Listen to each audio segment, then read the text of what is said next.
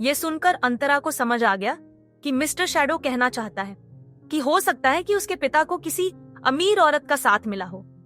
Mister shadow ने अंतरा से पूछा कि तो बताओ, क्या तुम अब भी अपने पिता को ढूंढना चाहती हो? ये सुनकर अंतरा ने कहा कि सोचकर बताऊं? जवाब में मिस्टर शैडो ने कहा, बिल्कुल, सोचकर कभी भी बताना, मैं तुम्हारे लिए कुछ भी कर सकता हूं। मिस्टर शैडो की बात सुनकर अंतरा ने पूछा कि अगर मैंने ये कहा कि आप मुझसे शादी कर लो तो? ये सुनकर मिस्टर शैडो स्तब्ध रह गया। अंतरा को ये पूछकर पछतावा हुआ। उसे खुद को मारने का मन किया कि हर बार अचानक से वो ऐसे अजीब सवाल क्यों पूछ लेती थी। मिस्टर शैडो ने कहा, अंतरा। वो आगे कुछ कहे उससे पहले अंतरा ने कहा सॉरी, और फिर छोटे बच्चे की तरह अपना सर झुकाकर आगे कहा कि मैं कुछ ज्यादा ही लालच में आ गई थी और अपनी जगह भूल गई थी। आगे से ऐसा नहीं होगा। इतने में मिस्टर शैडो ने कहा, मैंने कभी नहीं सोचा था कि एक दिन तुम खुद ये कहोगी कि तुम मुझसे शादी करना चाहती हो। ये सुनकर अंतरा ने कहा कि मैं तो बस। अंतरा कुछ कहना चाहती थी लेकिन उसके पास शब्द नहीं थे। अंतरा ने कहा कि मैं अपने शब्द वापस लेती हूँ, ओके? जवाब में मिस्टर शैडो ने कहा कि कमान से निकला तीर और मुंह से निकली बात कभी वापस नहीं आती। मुझे वक्त दो अंतरा, कुछ चीजें हैं जिसके साथ मुझे डील करना है, उसके बाद हम शादी कर लेंगे।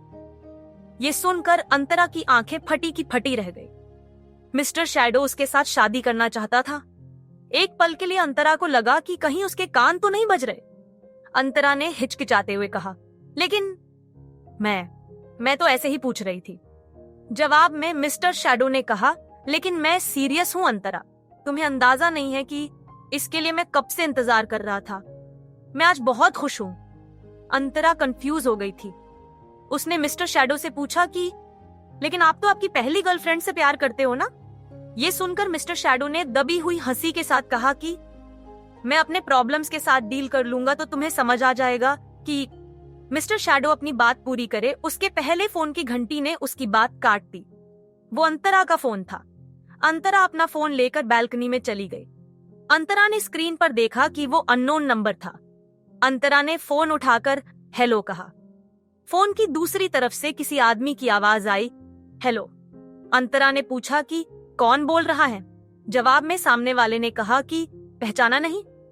ये सुनकर अंतरा ने आवाज पहचानने की कोशिश की लेकिन उसे कुछ समझ नहीं आया। उसने कहा कि नहीं, बताइए कौन बोल रहा है? सामने से आवाज आई कि अंतरा, हमें अलग हुए इतना ज्यादा भी वक्त नहीं हुआ कि तुम अपने बॉस की आवाज भूल जाओ। ये सुनकर अंतरा ने कुछ सेकंड्स के लिए सोचा और कहा, अच्छा ऋषभ सर आप हो, लेकिन रात के समय आपने कॉल किया, कुछ अर्जेंट काम था? अंतरा ने ऐसा इसलिए पूछा क्योंकि उसे पता था कि अगला इवेंट 4 दिन बाद वीकेंड पर था, और वैसे भी ऋषभ मलिक जैसा मशहूर आदमी उसके जैसी एक मामूली मेकअप आर्टिस्ट को क्यों कॉल करेगा, ये उसे समझ नहीं आया। अंतरा का सवाल सुनकर ऋषभ ने उसे उपहास करते हुए पूछा कि लगता है इस वक्त कॉल करके तुम्हें और तुम्हारे बॉयफ्रेंड को मैंने डिस्टर्ब कर दिया। ये सुनकर अंतरा ने कहा कि मेरा कोई बॉयफ्रेंड नहीं है। ऋषभ ने पूछा, सच में? ऋषभ की आवाज में उम्मीद की हल्की सी झलक थी।